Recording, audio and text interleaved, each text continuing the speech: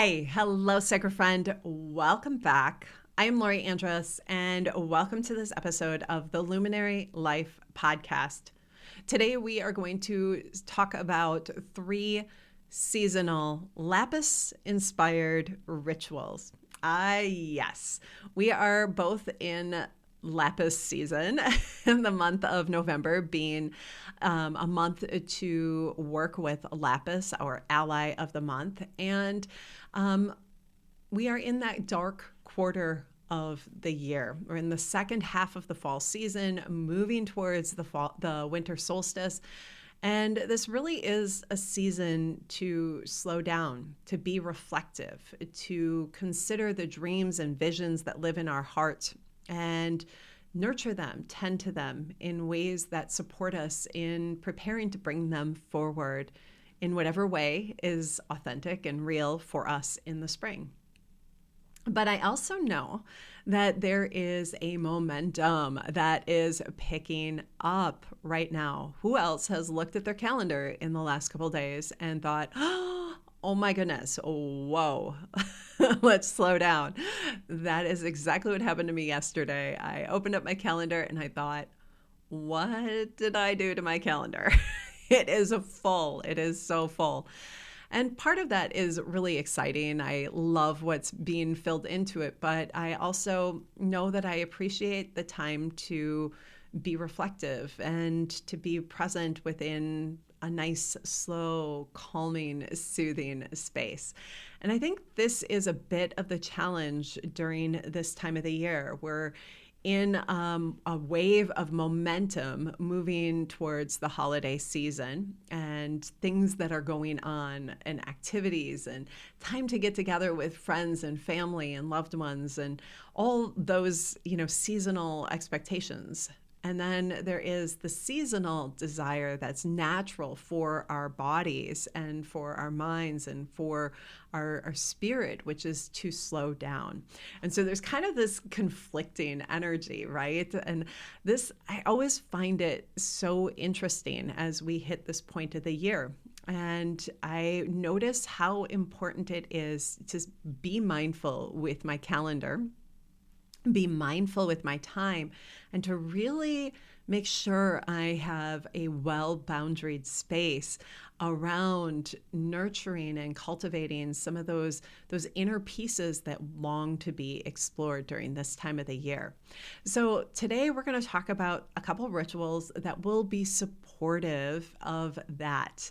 And as we sink into that, I want to invite you to just pull out a journal. I think this time of year really calls for the journal. Take some notes as we're having conversation, but also listen a little bit deeper with regards to not only what resonates with you from this conversation or inspires you to take action in your own life, but listen in for the other pieces. I think this conversation is really intended to be a spacious opening for your own insights and wisdom and messages to emerge, for your soul to speak to you and through you. And so let yourself listen and honor that and take notes about what shows up.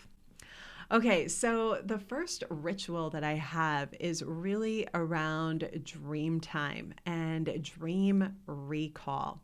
Now, if you remember from last week's episode of the Luminary Life Podcast, I spoke about how Lapis helps us to navigate into the dark areas, into the darkness, and really find the light, and to emerge with vision, to emerge with ideas and possibilities, and to lovingly tend to those in ways that support them, nurture them, and to be a sacred guardian of the vision that is present within our soul. Well, one of the aspects that Lapis is calling our attention to in this month is to spend time and awareness around our nighttime dreams. Yeah. So we're all aware of our kind of daydreams and awareness and the aspect of visioning, but then there's this piece of our nighttime dreams where our soul processes different things. It processes the visions that want to emerge. It processes the challenges that are showing up in our world. It processes the things that we're struggling to work through, and it supports us in navigating them in empowered ways. Often there is a lot of symbology in our dreams. There are messages, metaphors, insights that really, if we take the time, if we carve out the time to listen and pay attention, can really support us during this season of visioning and dreaming and imagining what is possible for our life. So I want to invite you to begin to create a little ritual around your sleep. Yeah, this is super simple. So think about your sleep time and the way you kind of get settled in and let yourself fall to sleep. And let's just carve out the idea of setting an intention to dream, and not only dream, but recall our dreams. Now, when we do this, we can get more specific about what we want to dream about or what we long for insight regarding. And this could be something that's, happening in our day-to-day lives that's particularly challenging, something that our mind is kind of like trying to process through. It could be just an open-ended, like, show me what I'm not seeing sort of, invitation. But be crystal clear on what your intention is. If it's open-ended, awesome, but be clear about that open-ended. If it's specific, be clear about that. And you can work with a piece of lapis. And then I also encourage you to get a hold of a piece of moonstone as well, because I think the two of them work together. They just have a really great energy as they work together. They bring some beautiful depth and magic into the dream world. Set an intention. Invite the stones to be allies in that intention. And let yourself drift off to sleep, however that unfolds for you. And then in the morning, immediately upon waking, pull out your journal and let yourself write. And let yourself just begin with something as simple as, last night I dreamed about, and then whatever is there. And sometimes when we sit down to do that, we have nothing. We don't remember our dreams at all. But maybe we remember an emotion or a feeling, a physical sensation. Maybe there is an idea that is just present and we can't really name why it's present. Write down what is within you. Write down what's present. Let that guide you. Let yourself navigate into your own journaling through whatever is there. And sometimes it might be as simple as, last night I didn't dream at all. Last night I struggled to sleep. I tossed and turned. Last night I found myself really agitated or uncomfortable, or I kept thinking about an old friend, or whatever it is. Write it down. And do this for at least a week. Let yourself just pay attention for a week. So at night, before you go to bed, set your intention, write it down. And then in the morning, when you wake, grab your piece of lapis and or moonstone, if that's there as well. Grab the stones, hold on to them, and let yourself journal, whatever is there. And then just go about your day. And then on the next day, do the same thing. It's kind of like a little rinse and repeat, letting your stones be allies. Let them sit either on a nightstand, or in our bed, we have kind of a little shelf across the top of the headboard. I always like to put my stones up there. Wherever feels right for you or works for you, place your stone in a place that is right there, is right with you. Let yourself journal, let yourself reflect. And then as you move through the week, begin to notice if there are certain themes that pop up. And it might be that you continuously think about the same person, or perhaps you continuously have something like a pile of wood in your dream. There's a particular stone or a place you're traveling to, or a manner of travel that particularly gets your interest. Let yourself write those things down, circle the things that seem to repeat, and then tap into your own symbology. Get curious about what some of these things are meaning for you. We all have a different language. We all have a different manner of connecting with spirit and interpreting what shows up for us. And Lapis will help you get familiar with the ways that you and spirit communicate, and the symbols and the language that's used between you and spirit, or your intuition, to have messages and insights begin to emerge. Isn't that cool? Yeah. I always think about the different ways that we connect with our intuition, with our with spirit, and each of us has a different pathway in. And the art is finding our own. And part of finding our own is challenging, trying different things, like challenging ourselves, challenging the ways that we think we're going to connect with spirit, or what has always been our way, and try a different door. See what happens when you try a different door. Let this Dreamtime ritual be that new door. And if you're a person who already has a dreaming practice, take this deeper. How can you challenge yourself a little bit further? Maybe adding the stone is the one thing that makes it a little bit different for you than your typical day-to-day Dreamtime ritual. Find a way to just tweak it a little bit, to add a little bit more space or opportunity for spirit to show up and connect with a little more depth, or in new ways. Be delighted, be surprised. Okay, the next ritual that I have here, ritual number 2, is around honoring the sanctity of your vision. Or if we want to use language from last week's episode, be a guardian of your vision. I love this. So, we talked a lot about this last week, being a guardian of your vision and being a protector of that vision, allowing it the space to grow and emerge, carving out space and time for it in your life, and having kind of some really beautiful boundaries around nurturing the vision. And I want to invite you to just spend some time over the next week, the next month, throughout this month, as we move deeper into the holiday season and towards that dark point of the year. Let yourself spend a bit of time considering how you're carving out time to devote to your vision, where your vision has a space in your world. Does it have voice? Does it have a place where you're giving it acknowledgement on a regular basis? Or is it kind of still tucked back in a quiet space within you?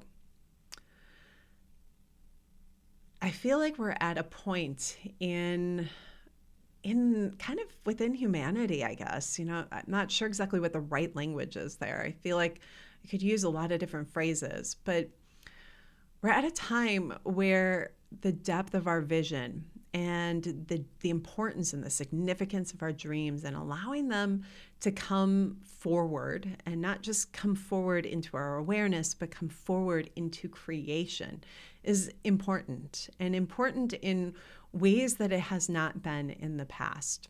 And as we lean into that energy, we lean into what it looks like to bring our vision into form. It's important that we protect, hold space for, honor, take steps towards, and allow our vision to have space to live, to come to life. And I think Lapis has a lot of ideas around how we can do that in ways that will feel authentic and natural. And it invites us into some reflective energy around that. So perhaps you could spend some time just being in reflection around bringing voice to your vision. So what is the vision that wants to emerge at this time? What space is it asking of me at this time? How does it want to be, or how does it need to be supported at this time? How can I let myself embody it at this time?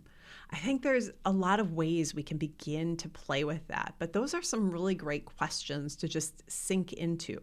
Write them down in your journal and let yourself reflect.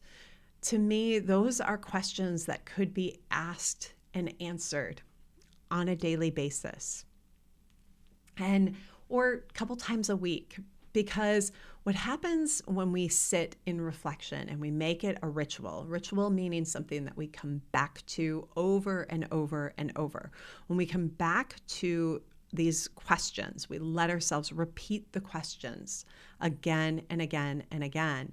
We begin to sift through those surface answers and come to a place of depth in the real meat. We find the real meat of the answer and the meaning, the things that are truly meaningful. Have you ever noticed that? Maybe you've experienced this in your own life. You've sank into a reflection ritual sort of practice, and you've discovered how just asking the same question on a regular basis begins to glean new answers. And that, to me, is the whole point of a ritual, like a reflection ritual, because it is about uncovering the deeper layers of what our soul is longing to share. So create some space, be a guardian for your vision, honor it, it's sacred, and let it begin to have space. The third ritual is to speak the truth that lives in your heart. This is a big one. Speak the truth that lives in your heart. Oh, yeah. And you guessed it. There's a lot of space for reflection around this as well. I think this season really invites reflection. And I think some of the most profound insights and manners of connecting with ourselves is through reflection, letting ourselves free write. Whether you type, whether you speak it, whether you handwrite it out. My favorite is always to handwrite, because there's something that happens between the brain and the hand as we create the words. But I get that that's not always real for everyone. That's not always the best option. So honor what is aligned for you. But let it be something that you allow yourself to see what's being expressed in your mind's eye. So as you're writing, read what you've written. As you're typing, read what you've written. As you are speaking, let yourself see the words, feel the words, hear the words. Let them move through you in a sensory way, like a multi-sensory way. Not just the word itself, but let yourself experience it. What is the energy that it carries? Now, as you're reflecting and you're tuning into vision, a lot happens. Often we see where we are not in alignment, where we are conflicted, restricted, where we are not honoring our vision, where we are overcommitting, where we are not carving out time and space and energy to be a true guardian for the vision. All of that starts to show up, and we go, whoa, energy begins to pop really loud. And sometimes that can show up in a way where we can feel frustrated, disappointed, angry, scared, nervous. Lots of different things can show up. Uncomfortable emotions can show up. And this is where I think the energy of bringing a voice to the truth in our heart is incredibly important. Now, sometimes that means speaking it to another person, But most often it means allowing ourselves to verbally express it, allowing ourselves to process what is here, to process what we're feeling, to process the energy, and to just let it move and flow through. One of the things that I think Lapis is encouraging us to do is to recognize the stories that we have around why we don't either trust our vision, don't take action on our vision, don't believe in our vision, don't carve out the space for it. And that can be a lot of different things. That can be our boundaries. It can be us, the narratives and stories in our family and our lineage. It can be a cultural thing that we recognize. It can be something past life. It can be a belief around security and safety and the timing of what's all happening in the world. A lot of different beliefs and ideas can show up as we start to open space for vision. And this speak the truth that's in your heart is an invitation to let yourself acknowledge what is there. And sometimes those truths can feel kind of ugly. They can feel mean or spiteful or disappointing or frustrating. And those are the types of things that I think it's important to have space to express in a way that we honor what we're feeling, we acknowledge what we're feeling, and then we open the space to uncover what is the deeper truth. What is the truth that lives with love and kindness? So let's say, for example, we're feeling frustrated about a timing sort of thing and not feeling like we have enough space to just breathe. And that could be a belief system that's been handed down generationally. And as we look at this with, kind of a frustration and like curiosity around why is this here? What is the story? And we allow ourselves to begin to express some of that story. We begin to create space to see what it is we're really wanting. We begin to create space to see how important and how significant the vision is that's wanting to emerge and how it is longing for its own space, how it's longing to be heard. And we get to claim what it is we really want. And so finding the words and the gentleness around claiming what it is we want, and that may mean changing a dynamic within a relationship. And so finding a gentle, loving, kind way to express the way you long to shift the dynamic, the way you spend time together.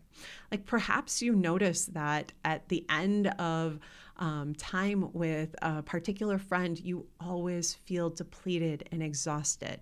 And yet you see that there's so much more that you would love to tap into in your relationship with them. And you want to dive into the things that light them up, bring them to life, and share the things that bring you to life with this individual. And so letting yourself begin to recognize, oh, this doesn't serve me, it doesn't serve them. How can we shift this? And beginning to claim it for within yourself, bring voice to it for yourself. That's a truth. That's a truth that's in your heart. You want to shift a dynamic in a relationship, whatever the truth is for you. But this is the example we're on. So letting yourself claim that and bring voice to it in whatever way feels aligned for you at this time. And that voice may be speaking it within your own space, letting yourself witness and feel the energy of that. It may be speaking it to the trees. My goodness, go out into the forest, speak it to a pine tree and let it carry it into the wind. Could be writing it down, just getting it out in a written form. It could be all of these. It could be having an actual conversation about your desire to shift the dynamic. Not always the easy one, but if you come in with an open heart and kind and loving words, Yeah. But let yourself do the back work first. Spend the time to peel off all the layers of what is not that what is interfering and making it a challenge. Peel off those layers. Come to the meat and the juice of what it is you're really looking for, and then find the sweetness of love and kindness and the pure place to express the truth in your heart. Yeah, this is big work, isn't it? Lapis has a lot of depth to it. I spoke earlier about weaving moonstone into Dreamtime as well, to work with both lapis and moonstone.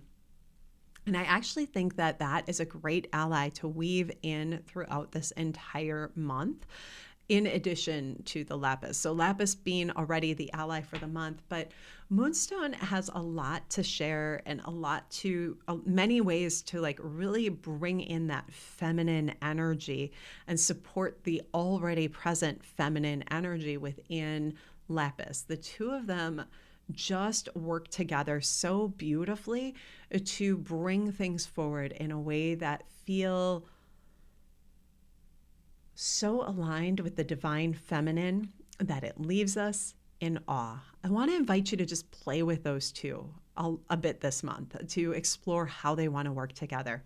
And actually, if you pop over to my website, if you're curious about how you can work with them even further and wear them, if you want to wear them, journeyjewels.com, my jewelry, I've created a bunch of different pieces, new pieces for this month that feature lapis, pyrite, and then moonstone and Wisconsin moonstone that I mined myself in Wausau, Wisconsin. How cool is that?